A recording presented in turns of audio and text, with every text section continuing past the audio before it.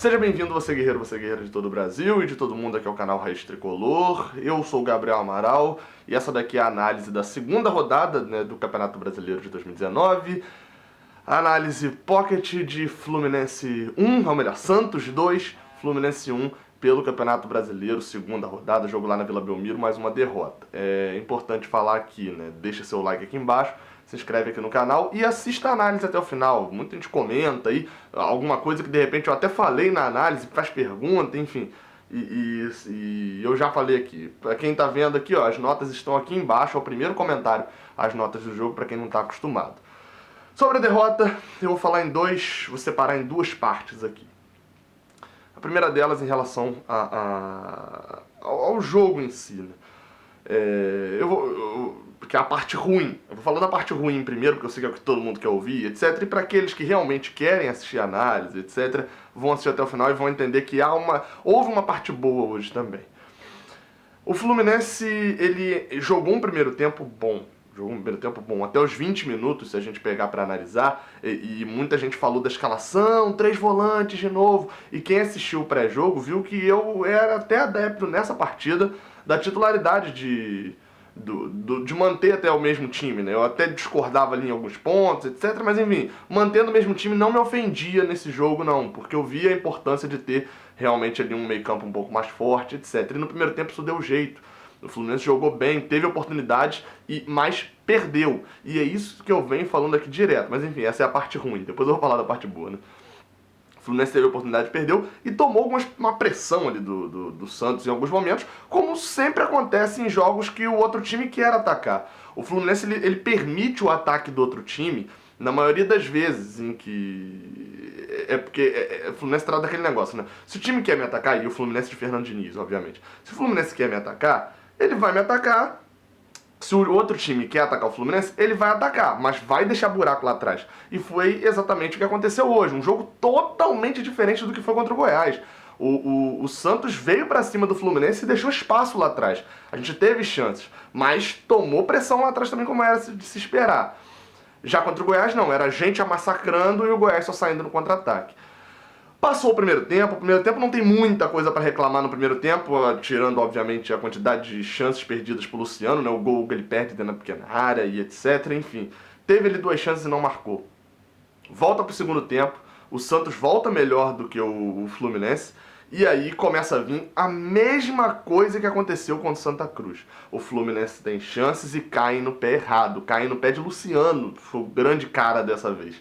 Luciano jogou muito mal mesmo, e é a segunda partida seguida que ele joga muito mal. Na outra, ele perdeu pênalti, foi mal no jogo, etc, foi tudo muito mais agravado. Na de hoje, as 4 chances, as 4 bolas do Fluminense caíram no pé dele. É óbvio que influencia esse fato da bola cair no pé dele ali, porque Fernando Diniz hoje fez algo que eu gostei ali no início, que foi a inversão. Ele botou Johnny pra ponta e Luciano jogando de centroavante, né? Jogando na posição que o Johnny Gonzalez jogava. Melhorou muito a criação pela direita. Gostei da dobradinha de Johnny com Gilberto.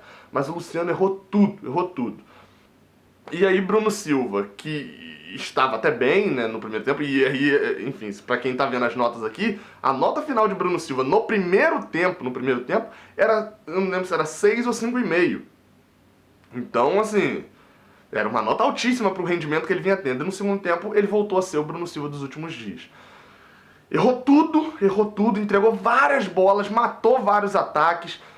E aí, não à toa, o primeiro gol do Fluminense sai num erro de passe, o segundo gol do Fluminense, a reação de Rodolfo, o primeiro gol do Santos sai no erro de passe, sai o gol do Santos, numa jogada ali que... Nesse gol a gente não tem como encontrar culpados no primeiro gol do Santos, né? Foi uma jogada, cruzamento, Nino tira ali, já tava meio torto, chutaço do Sacha e beleza, né? Não dava. Mas o segundo gol, Rodolfo toca em Bruno Silva, ele erra, e a reação de Rodolfo quando o Bruno Silva erra o toque, pra mim, ela define tudo. Porque ele erra, toca, Bruno Silva erra o domínio, Rodolfo, antes de se preocupar em defender, ele faz basicamente isso. A raiva que deu em Rodolfo era quase fazer isso, caíram os copos todos aqui. Mas enfim, Rodolfo fica putaço, e aí logo depois vem a jogada e sai o segundo gol do Santos. Bruno Silva entregou o jogo. O Luciano não... Bruno Silva deu os gols, Luciano não conseguiu fazer os gols pra gente. Pra mim foram os dois pontos sintomáticos. Mas eu volto aqui agora, e pra quem tá assistindo essa análise aqui, eu repito. Se começar, falei isso lá no grupo dos padrinhos já, né? Por isso que eu tô falando, repito. Se começar domingo contra o Grêmio, com Luciano e Bruno Silva, Fernando Diniz tá cavando a própria cova. Vem depois do gol, logo quando sai o gol, tava todo mundo já pedindo, tira o Luciano, bota o Pedro, tira o Luciano, bota o Pedro. Ele, pô, vem Pedro, logo depois do primeiro gol do Santos. E aí o que ele faz? Tira Ayrton, que tava até bem na partida, e mantém Bruno Silva. Aí já deu aquela irritação, vem Pedro, mas deixa Bruno Silva e Luciano. Aí tirou Ayrton, aí daqui a pouco vem, vai fazer outra mexida, vai entrar o Léo Arthur. E ele tira o Johnny Gonzalez, o cara que era da velocidade aqui pela direita, que podia armar, ele tira pro Léo Arthur, que mais uma vez entrou, e Gasparzinho puro. Tá lembrando um pouco o Caio Henrique quando entrava lá, que entrava e não mudava nada o jogo. Depois até começou a jogar melhor. Será uma grande partida de Caio Henrique hoje. Mas o Léo Arthur também não mudou nada no jogo de hoje. Tirou o Johnny Gonzalez e permanece Luciano e Bruno Silva em campo. E aí, já depois, o Fluminense consegue um gol com o Everaldo, que novamente, escape. No primeiro tempo até jogou melhor, no segundo tempo, tanto Everaldo quanto Gilberto sumiram muito do jogo, porque fizeram uma função muito mais de marcação do que de ataque, que é muito mais a praia deles. Everaldo faz a jogada, cruza e, pô, me deu uma alegria muito grande mesmo o gol de Pedro. Eu queria... Ele até dá entrevista no final falando, pô, não pude comemorar porque a gente tava perdendo. E, cara, eu queria muito que ele não fizesse esse gol hoje, tivesse feito esse gol abrindo o placar e de repente saísse a virada do Santos e tal, pra poder comemorar, porque a gente sentiu muita falta disso. Muita falta, e não é possível ainda. Se Pedro tem condições de jogar 45 minutos, que ele joga os primeiros 45 minutos. Porque faz muita falta. Na única jogada de Everaldo que ele cruzou na área, Pedro toca de cabeça, a primeira chance dele, e faz o gol. E aí depois disso, vamos pra cima. Tem mais uma substituição, chamou Pablo Diego, beleza, Pablo Diego. Vem, vamos lá, Pablo Diego, sobe a plaquinha e sai Alan. Bruno Silva fica até o final. Luciano, beleza, eu entendo nessa hora que o Luciano é jogador ofensivo. Tava mal pra caramba, mas era ofensivo. Mas ele tira o Alan e deixa Bruno Silva até o final em campo. Então, um recado pra Fernando Diniz. Tá cavando a própria cova, três pais aí, ó. Tá, ele deu uma para Luciano, uma para Bruno Silva e a outra ele tá cavando junto com esses dois. Luciano, eu acho que é até mais difícil de tirar logo no primeiro momento, por mais que o reserva tenha mais qualidade, né? Já que Pedro, seria hoje para entrar, mantém Everaldo na ponta, Johnny na outra, Pedro pelo meio jogando centroavante. Já Bruno Silva é para mim o que tá muito pior. Ele tá muito pior do que o Luciano, tá muito pior do que o Luciano. Mas é mais difícil de você complementar o time. Hoje, o que eu faria contra o Grêmio? Tira Bruno Silva, bota o Léo Arthur. Deixa o Léo Arthur jogar de titular como meia na sua função normal. Não tem como botar alguém na lateral esquerda, já que Mascarenhas ficou no Rio, né? Não viajou e eles vão de Santos direto pro jogo contra o Grêmio. Então, pra mim, Bruno Silva não pode iniciar de jeito nenhum o jogo contra o Grêmio. Ele entregou vários jogos, tá muito mal e destoando e entregando jogos. Eu falei que no final aqui ia ter uma parte boa, né? Uma parte boa da questão. E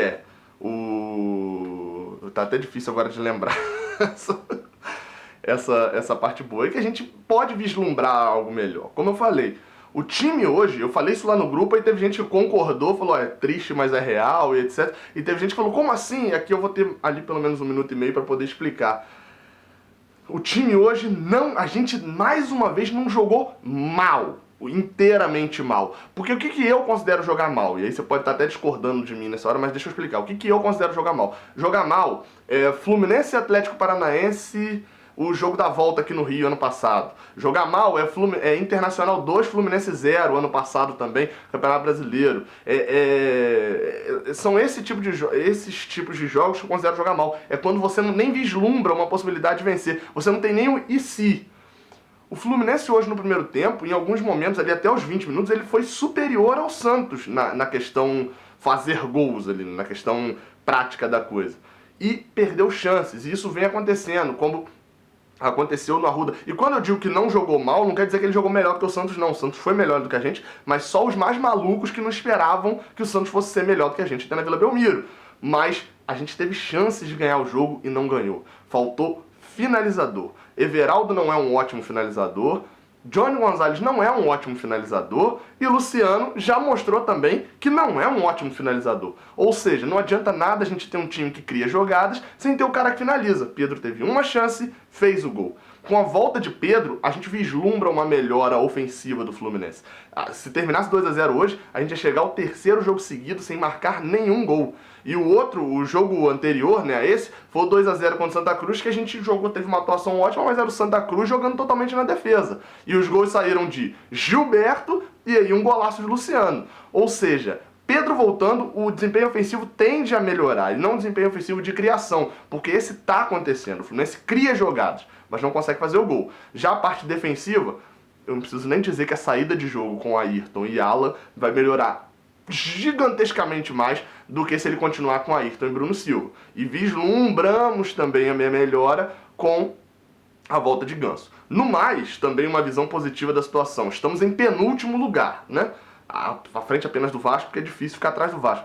Mas estamos em penúltimo, 0 pontos. Mas tudo isso, só os mais malucos que não sabiam o que ia acontecer. Porque eu avisei lá atrás, quando a gente perde pro Goiás, eu falei, ó, preparem-se para chegar na 4ª rodada contra o Botafogo com 0 pontos. Porque é algo real. Vislumbro alguma coisa agora contra o Santos, né? Contra o Grêmio, já que o Grêmio provavelmente deve ir com as reservas. Então eu ainda vislumbro ali um empate, ou quem sabe até, de repente, com o Pedro voltando e Bruno Silva fora, uma vitória. Mas a tabela, a derrota pro Goiás, a vitória pro Goiás contra o Goiás era importantíssima. E eu falei isso várias vezes. Ela não aconteceu. Então é isso. Amanhã tem análise, a gente pega o Cruzeiro para completar a quinta-feira, a gente pega o Cruzeiro na Copa do Brasil. Quem viu aí a minha análise dos adversários sabe que eu considerava mais difícil. E amanhã tem um vídeo especificamente sobre o Cruzeiro pra gente falar desse confronto nas oitavas da Copa do Brasil. Enfim, é hora de dormir, tentar esfriar a cabeça e esperar que Fernando Diniz não seja teimoso a ponto de iniciar de novo com Bruno Silva e Luciano. Saudações tricolores e até a próxima. Valeu!